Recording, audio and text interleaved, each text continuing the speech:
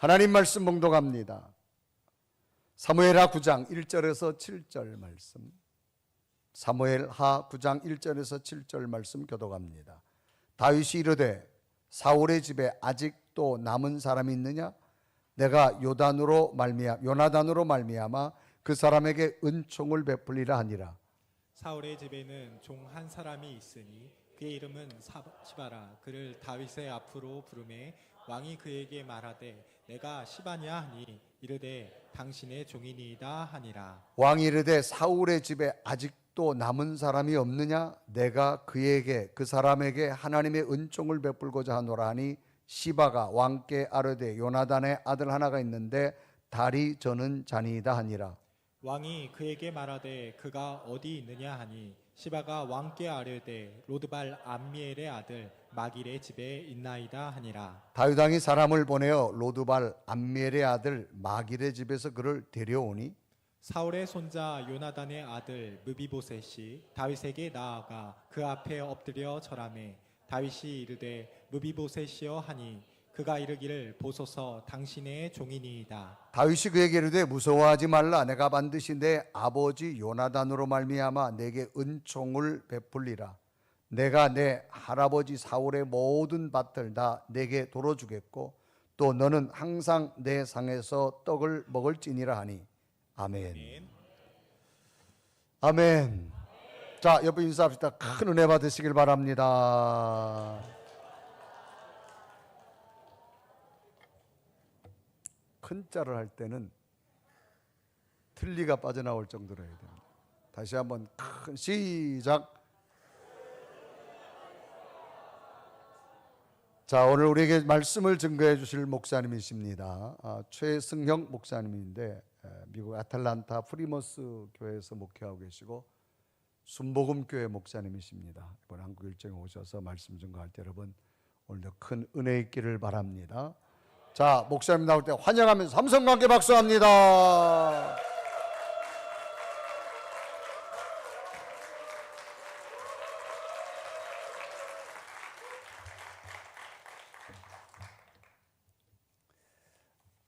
저는 한국에 나올 때마다 이렇게 길거리를 다니면서 한국에는 현수막이 많이 있는 것을 보게 됩니다. 상가뿐만이 아니라 공공기관에 또 이렇게 길거리에도 슬로건이 많이 붙어 있는데 저는 그 슬로건을 읽을 때마다 참 재미가 있습니다. 며칠 전에 아마 치킨 파는 집이었던 것 같습니다. 거기 슬로건이 걸려 있었는데 너무 재미가 있었습니다. 인생을 살아보니 인맥이 아니라 치맥이더라. 네. 너무 재밌는 것 같아요. 그래서 한국은 그냥 거리를 걸어 다니면서도 그냥 차를 타고 창밖을 보면서도 참 재미가 있습니다. 여러분 인생을 살아보시니까 어떠신가요? 특히 지금까지 살아오면서 기억에 남는 선물, 세월이 지나도 잊혀지지 않는 선물, 그 선물을 나에게 준 사람이 나에게 소중하기 때문에 그 선물이 귀할 수도 있고 또 그 선물 자체가 워낙 가치가 있는 것이라서 저희들이 잊을 수 없는 그러한 선물이 될 수도 있습니다. 그런데 이 세상에서 가장 귀중한 선물은, 가장 좋은 선물은 하나님이 우리에게 주시는 복음이라는 선물입니다.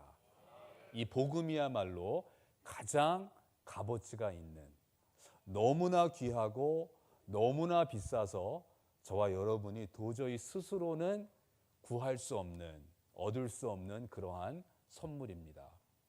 근데 이 복음이 우리에게 귀한 또 하나의 이유는 하나님이 주시는 선물이기 때문에, 사람이 주는 선물이 아니라 나를 사랑하시는 하나님이 나에게 주시는 선물이기 때문에 이 복음은 저희들에게 참 귀중한 선물입니다.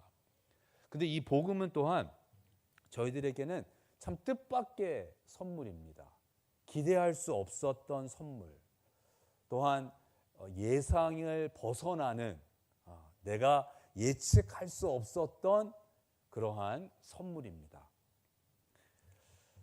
오늘 본문 말씀에도 보면 복음이 무엇인지 다윗을 통해서 또한 요나단의 아들인 무비보셋이 나오는데 그 무비보셋이 어떠한 사람인가, 그 무비보셋에게 다윗은 무엇을 하는가, 이것을 보면서 이 복음이 저희들에게는 참 뜻밖의 선물이라는 것을 다시 한번 깨닫게 됩니다. 먼저 여러분, 복음은 반전입니다. 반전.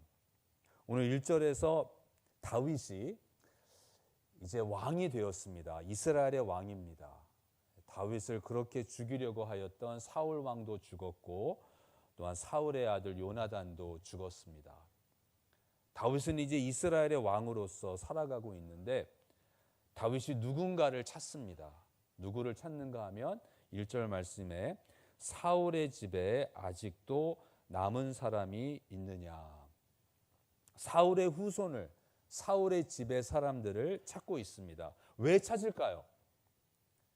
세상의 관점으로는, 세상의 흐름이나 세상의 가치관을 볼 때에 다윗이 왜 사울의 집에 있는 사람을 찾을까?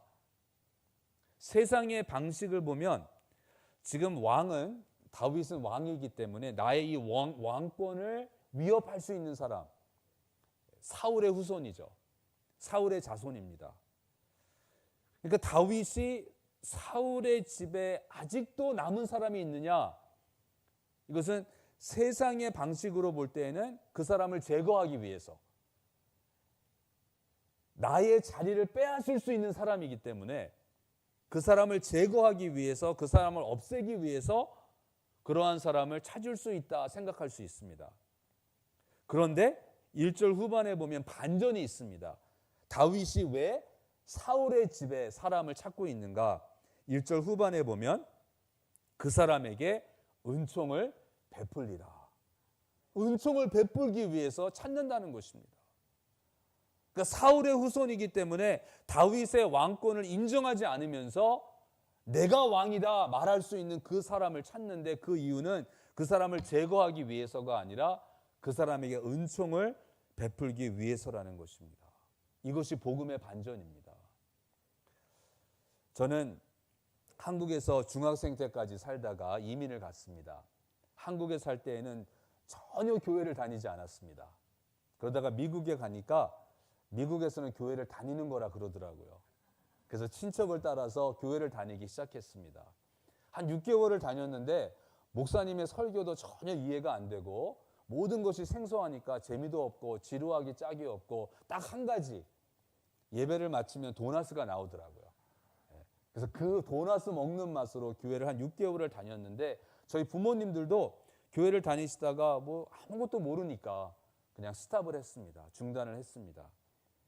몇 년이 지났는데 저희 아버지께서 이민 삶이 많이 힘드셨는지 전혀 그러실 분이 아닌데 성경 공부를 참석하기 시작하셨습니다. 주중에 있는 그 고등학교 동창 그 성경 공부 모임에 저희 아버지께서 나가시는 거예요. 절대 그러실 분이 아닌데, 술만 드시면 뭐 교회 뭐 목사 막 욕하시고 막 그러셨던 분인데, 그 전에 상처가 있으셨는지 성경 공부를 나가실 분이 아닌데 아마 그만큼 이민 삶이 힘드셨던 것 같아요.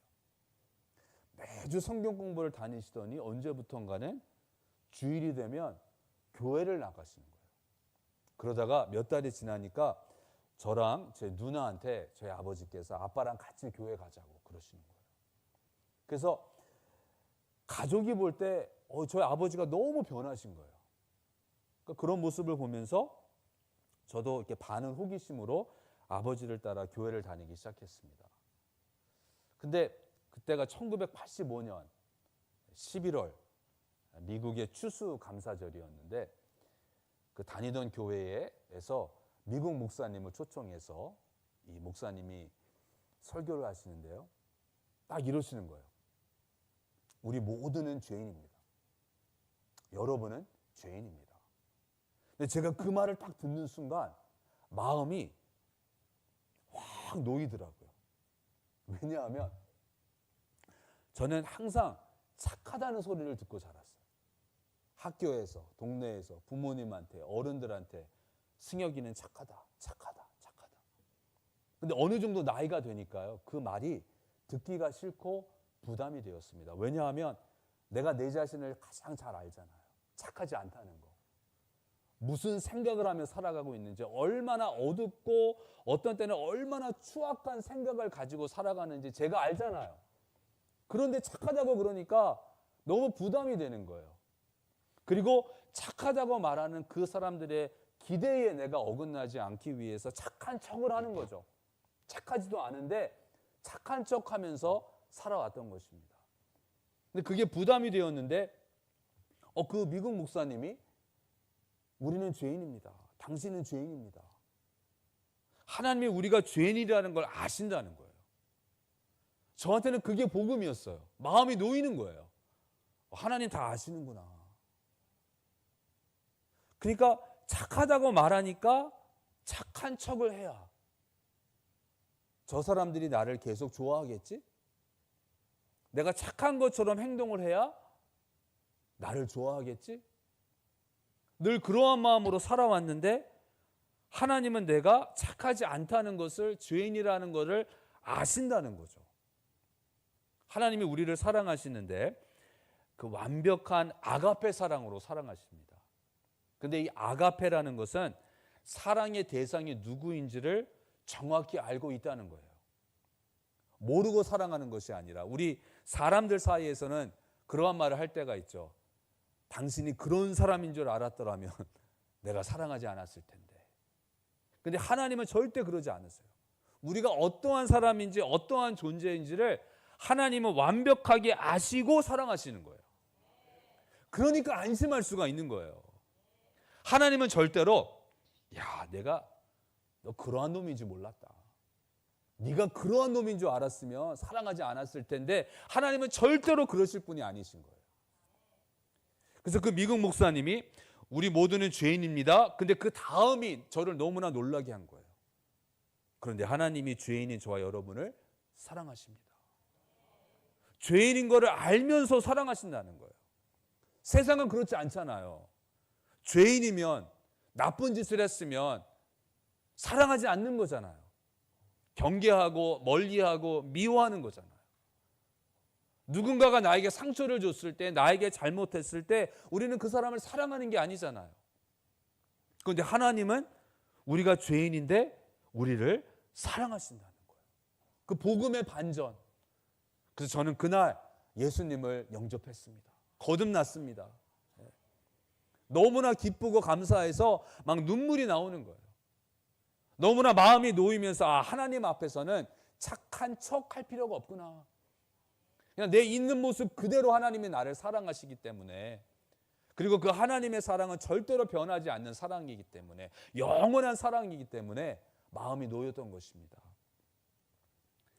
바로 이렇게 하나님은 우리를 사랑하십니다. 저와 여러분이 사실은 사울의 후손과 같은 거죠. 하나님의 적이 되는, 하나님의 원수가 되는. 그런데 그러한 하나님이 우리를 찾으셨고, 우리를 찾으시는 이유가 우리를 찾아서 심판하시고 벌 주기 위해서가 아니라 우리에게 은총을 베푸시려고. 그래서 우리를 찾으신 거예요. 로마서 5장 8절입니다. 우리가 아직 죄인 되었을 때에 그리스도께서 우리를 위하여 죽으심으로 하나님께서 우리에게 대한 하나님의 사랑을 확증하셨느니라. 우리가 아직 죄인이었을 때, 하나님을 찾을 수 없었을 때, 하나님을 사랑하지 않았을 때, 바로 그때 하나님이 우리를 위해 독생자를 보내주시고 하나님의 사랑을 확증하셨다는 거예요. 그러니까 우리가 죄인이었을 때 하나님이 우리를 사랑하신 것입니다. 내가 생각하는 하나님은 어떠한 분이신가? 이것이 우리들의 인생을 좌우합니다. 나는 하나님을 어떻게 생각하고 있는가? 근데 저희들이 가끔 하나님을 오해할 때가 있어요. 약 20년 전에 제가 한국을 방문한 적이 있는데, 이제 그때는 아이들이 이제 아주 어렸습니다. 그래서 이제 아이들을 위해서 또 한국이 이렇게 또 옷이랑 이런 게 참 좋잖아요. 그래서 제 아내가 한국 갔을 때 이렇게 아이들 뭐 옷이랑 뭐 아이들 담요, 이불 이런 걸 사오라고 지시를 내렸어요. 그래서 이제 다시 미국으로 돌아가기 전날 이제 한국에 저희 이모가 사시는데 그 이모랑 함께 이제 백화점 쇼핑을 간 거예요. 근데 백화점을 가는데 이모가 저한테 그러시는 거예요. 승혁아, 너 한국 돈 얼마 있니? 그래서 그 질문을 듣고 제가 생각한 건, 내 돈으로 쇼핑을 해야 되나 보다. 예. 한국 돈 얼마 있니? 그래서 이모가 좀 사주기를 바랬는데 할 수 없지 하면서 쇼핑을 하는데, 이제 아무래도 제 돈으로 사야 되니까 2개 살 거 하나만 사고 나름대로 알뜰하게 쇼핑을 했습니다. 그리고 나서 이제 그 물건을 이제 페이를 하는데 이모가 돈을 내시는 거예요. 깜짝 놀랐죠. 그러면서 이럴 줄 알았으면 좀 더 살 거. 그리고 집에 왔는데, 이모 집에 왔는데 이모가 그 제가 가지고 있는 그 한국 돈, 그거를 미국 달러로 바꿔주시는 거예요. 그래서 여쭤보신 거예요. 한국 돈 얼마 있니?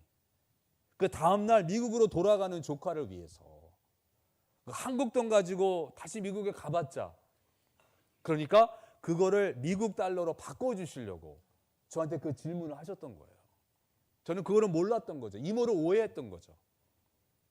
저희도 이렇게 하나님을 오해하는 경우가 있어요. 하나님이 인색하시다. 하나님은 나를 미워하신다. 어떻게 하든지 내가 잘못한 거 찾아서 벌 주시려고 한다. 그렇게 오해할 때가 있는 거죠. 근데 하나님은 그렇지 않으시거든요. 복 주기를 원하시고, 우리에게 은총을 베푸시려고 항상 우리에게 최고의 것을 주기를 원하시는 하나님이신 줄로 믿습니다. 또한 여러분, 복음은 반역입니다. 반역. 무엇에 대한, 누구에게 반역인가? 이 세상에서 임금 노릇하고 있는 사탄에 대한 반역입니다. 그러니까 사탄의 그 임금됨을 인정하지 않는 거예요.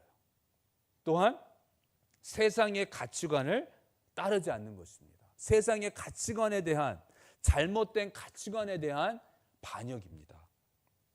여러분, 이 세상은 무엇이 옳고 그른지, 무엇이 중요한지, 무엇이 위가 되고 무엇이 아래가 되어야 하는지, 무엇이 우선이 되어야 되고 무엇이 맨 마지막이 되어야 되는지 잘 모릅니다. 세상의 가치관은 이렇게 완전히 뒤바뀌어진 가치관이에요. 1961년에 미국 뉴욕에 있는 그 미술 박물관에서 프랑스의 유명한 화가 헨리 마티스의 그 아주 유명한 작품을 이렇게 전시했다고 합니다. 그런데 47일 동안 약 12만 명이 그 작품을 이렇게 보러 왔는데, 놀라운 사실은 그 작품이 거꾸로 걸려 있었다는 거예요. 그러니까 미술관도 몰랐던 거예요. 박물관도 모르는 가운데에. 근데 제가 이 이야기를 읽고, 아니 어떻게 박물관장도 이게 거꾸로 달렸다는 걸 모를 수 있을까? 좀 이해가 안 돼서 그 그림을 한번 찾아봤어요. 구글에서. 그랬더니 그 그림을 보니까 이해가 되더라고요. 진짜 어디가 위고 어디가 아래인지 잘 모르겠더라고요. 그런데 그 화가의 아들도 그 그림을 봤는데 몰랐다는 거예요.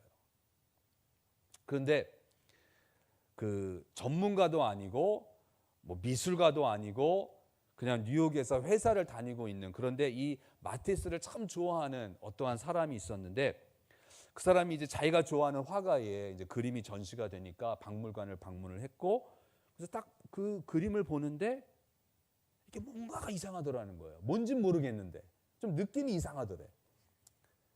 그래서 며칠 후에 다시 가서 보고 세 번째 그 그림을 보는 순간 거꾸로 달렸다. 그래서 그거를 박물관에 알려주면서 이제 제대로 그 그림을 전시했다는 거죠. 놀라운 것은 그 전문가들도 몰랐고, 한 달이 넘도록 거의 12만 명 이 거꾸로 달려있는 그 그림을 보면서 감동을 받고 감탄을 했다는 거죠. 이게 세상의 가치관이라는 거예요. 무엇이 위고 무엇이 아래인지를 제대로 알지 못하는, 바로 이러한 세상의 가치관에 대한 반역이 되는 것입니다. 그래서 오늘 본문 말씀에서 이제 다윗이 사울의 집에 있는 사람을 찾았어요. 요나단의 아들 무비보셋입니다. 근데 이 무비보셋을 보니까 그 무비보셋의 이름이 나오기 전에 이 무비보셋이 어떠한 사람인지 우리에게 말해주고 있는데, 그는 다리 저는 자니이다. 나중에 보면 두 다리를 저는 자다. 그러니까 이 신체적인 장애를 가지고 있는 사람인 거죠. 요즘에도 신체적인 장애를 가지고 살아가는 것이 쉽지 않습니다. 근데 그 당시에는 더 했죠. 이 신체적인 장애가 있다는 건 저주를 받았다 생각했던 거예요.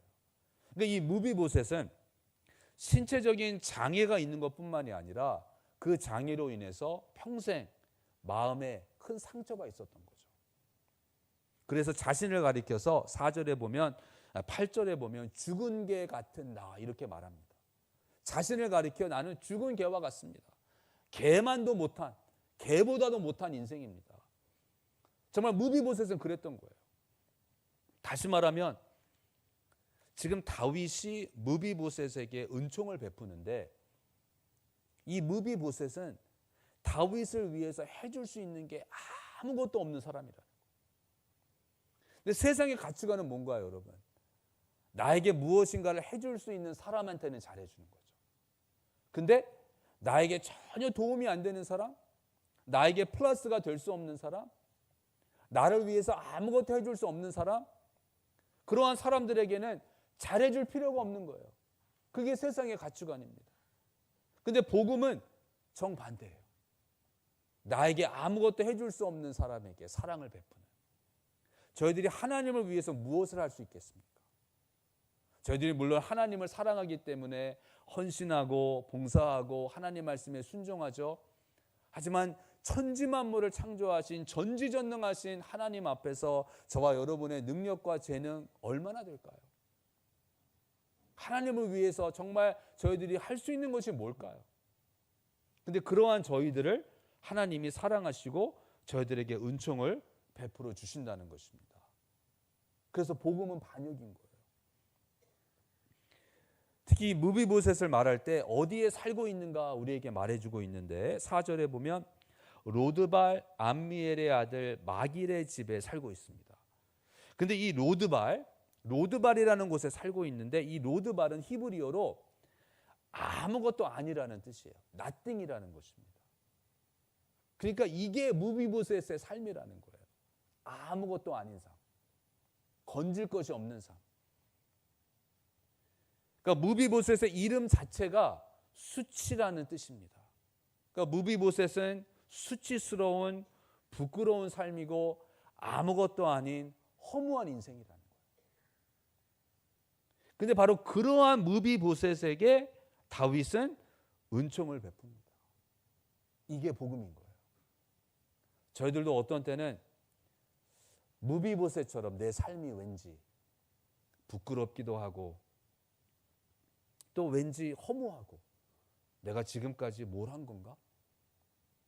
내가 이 나이가 되도록 이룬 것이 뭐가 있지? 어떤 때는 가족 앞에서 부끄럽기도 하고요. 자녀들 앞에서 부끄럽기도 하고 무비보셋 같을 때가 있는 거죠.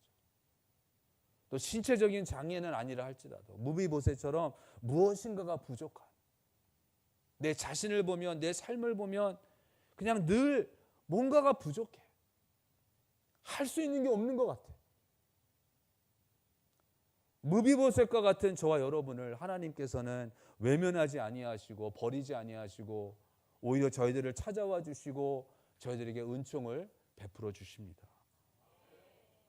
그래서 다윗 왕이 이 무비보셋으로 하여금 왕의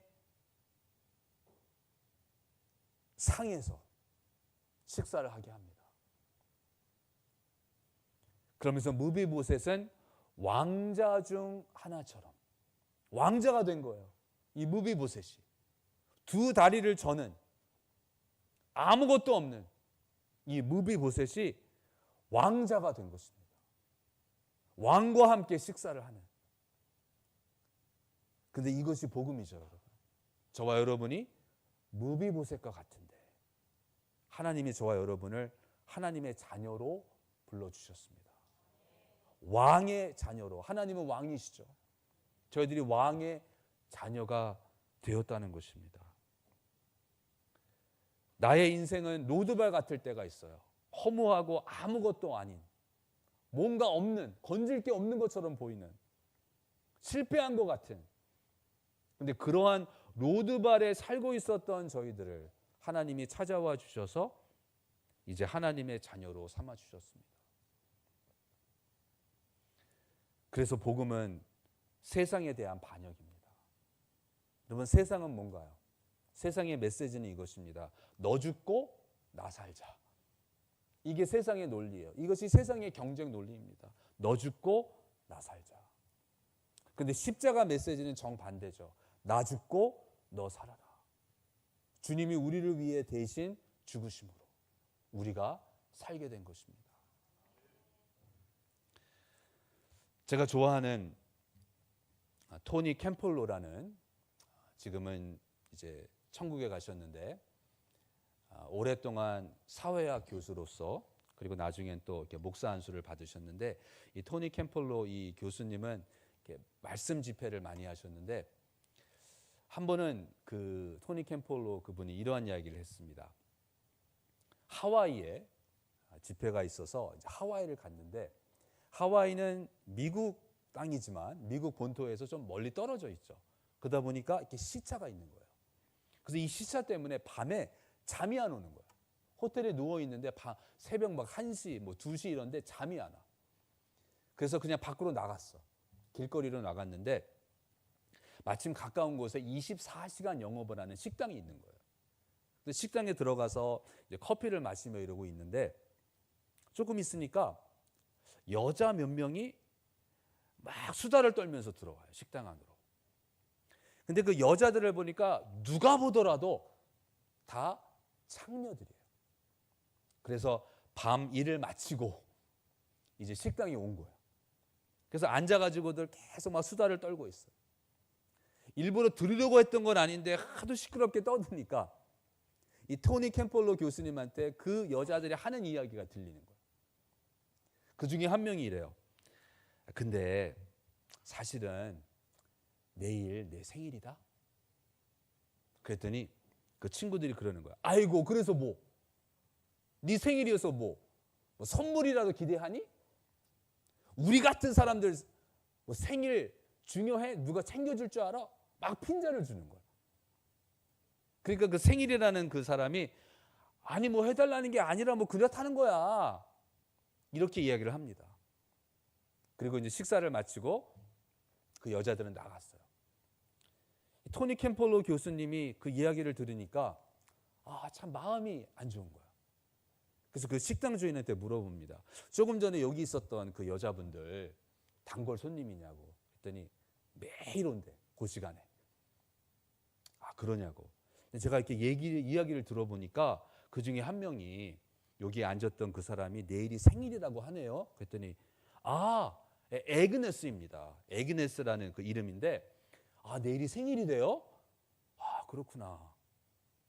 이 토니 캠폴로가 그 식당 주인한테, 그래서 그런데 제가 그 에그네스를 위해서 내일 우리 생일 잔치를 좀 해주면 어떨까요?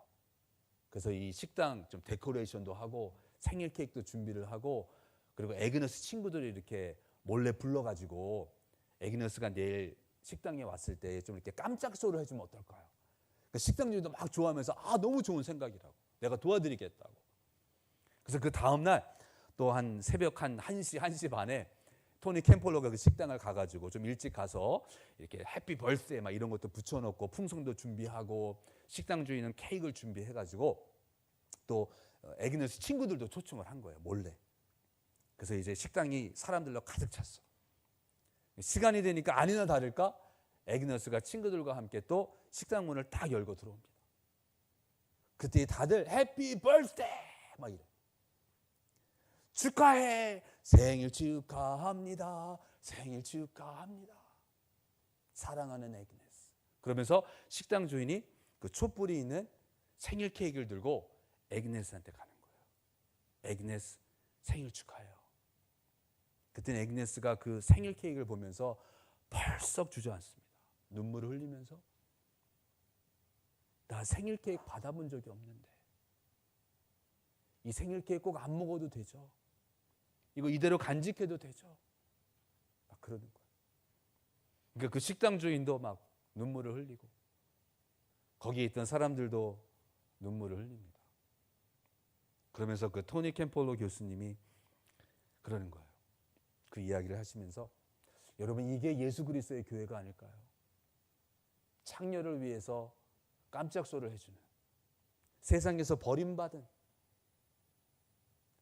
그러한 사람들을 귀하게 여기면서 생일을 축하해주는.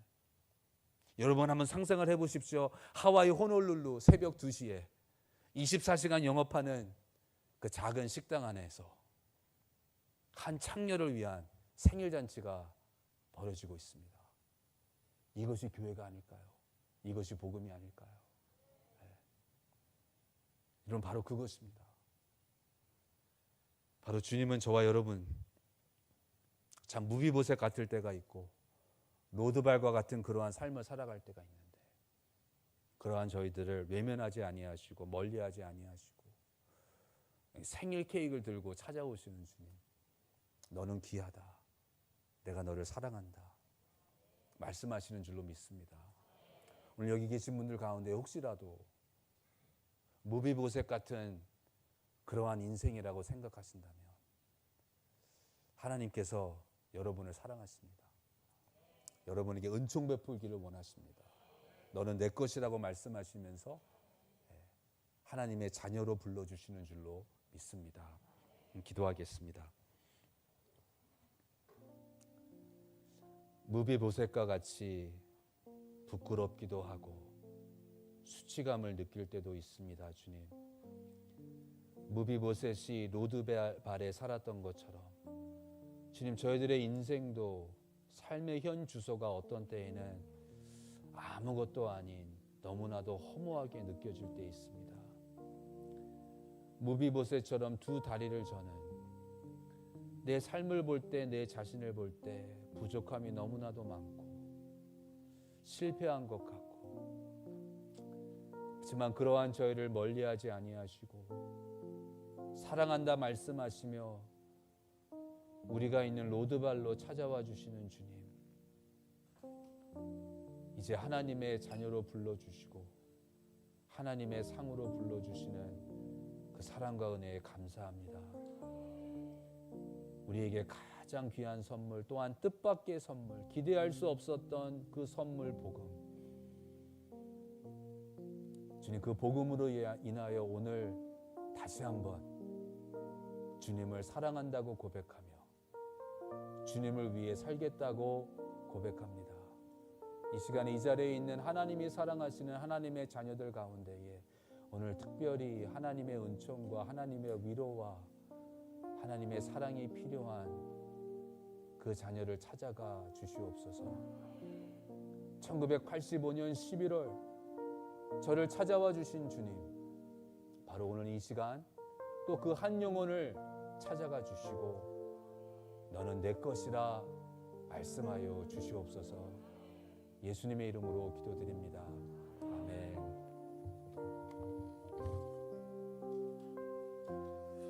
은혜 없이는 살아갈 수 없는 우리의 모습들, 오늘도 여러분 10년 가운데 찾아오신 그 살아계신 주님의 은혜가 여러분을 위로하시고 싸매시고 여러분 눈물을 닦으실 것이고 새로운 소망과 꿈을 여러분에게 인도할 줄로 믿습니다.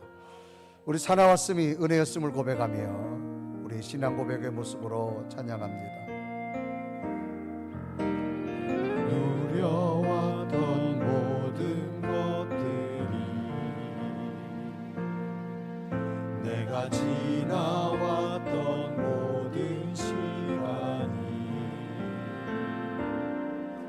내가 걸어왔던 모든 순간이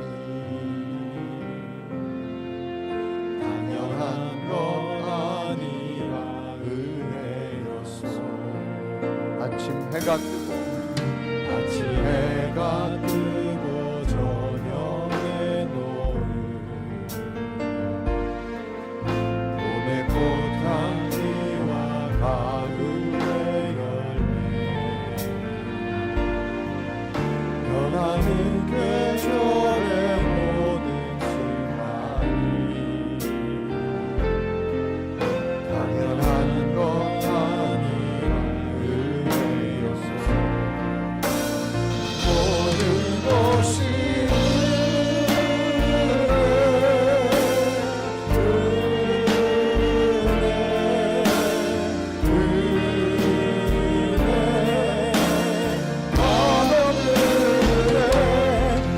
내가 너란 것 하나도 없었던 것은 모든 것이 내 은혜였소. 우리 함다 같이 두 눈을 감으시고 오늘 우리에게 주신 말씀을 한번 내 말씀으로 내 가슴에 새기고 붙든다면, 하나님, 나도 무미보셋처럼 스스로 살아갈 수 없는 자입니다. 정말 연약한 자고 부족한 자고 하나님의 은혜 없이는 살아갈 수 없는 우리의 모습들, 오늘도 십자가의 사랑으로 왔습니다. 노두빌에 살았던 무미보셋처럼 정말 인생을 살아왔음에도 내가 뒤돌아 보아도 무엇 하나 번듯하게 남긴 것도 없고 이루어 놓은 것도 없는 우리의 모습들, 그러나 하나님은 우리 심령에 찾아오셔서 나를 만지시고 이루하시는 그 은혜를 믿습니다. 오늘도 행여나 눈물 가운데 있다면 닦아주시고 절망 가운데 있다면 다시금 무미보셋을 왕의 식탁으로 초대한 하나님, 나를 인도할 줄 믿습니다. 내 인생의 새로운 데 반전, 하나님의 기적이 일어남을 나는 소망합니다. 그 믿음으로 오늘도 걸어간 주일날 주의 말씀을 듣고 십자가 앞에 섰습니다. 주님, 내 마음을 만지시고 내 눈물을 닦으시고 다시금 꿈꿀 수 있는 주의 은혜가 내 가슴 속에 스며들게 하여 주옵소서. 오늘도 그 주님을 붙듭니다. 주님, 내 속에 찾아오셔서 아픈 내 마음도 위로하게 하시고 병든 내 몸도 고쳐주시옵시고 새로운 꿈을 꾸는 내 믿음이 되기 원합니다. 하나님, 때로는 자녀들 때문에 힘들었습니다. 삶의 문제 때문에 힘들었습니다. 그러나 주님은 이 시간 찾아오서 나를 만지시고 위로할 줄 믿습니다. 주님, 은혜로 부어 주옵소서. 성령으로 채워 주옵소서. 은혜를 간직하며 살겠습니다. 오늘도 살아계신 하나님, 내 마음속에 오셔서 다시금 꿈꾸는 내 인생이 되게 하여 주옵소서. 무미보셋에 찾아오신 주님, 내 심령에도 찾아와 나를 세워 주옵소서. 간절히 고백하며 기도드립니다. 살아계신 하나님, 이 시간도 하나님 앞에 왔습니다. 죄 있는 모습으로 왔습니다. 연약한 모습으로 왔습니다. 은혜 없이 살아갈 수 없습니다. 오, 살아계신 오, 성령, 주님, 나를 만지시고 왔습니다. 하나님, 나를 도와주시고 하나님, 나를 기억하시고 내 속에 눈물을 닦으시고 나를 세워주시고 하나님의 사랑으로 도와주시고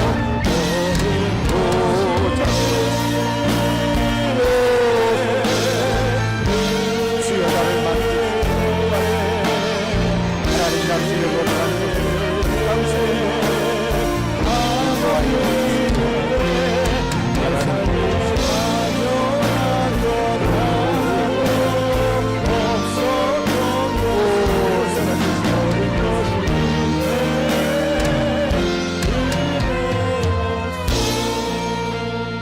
두 손을 가슴에 댑니다.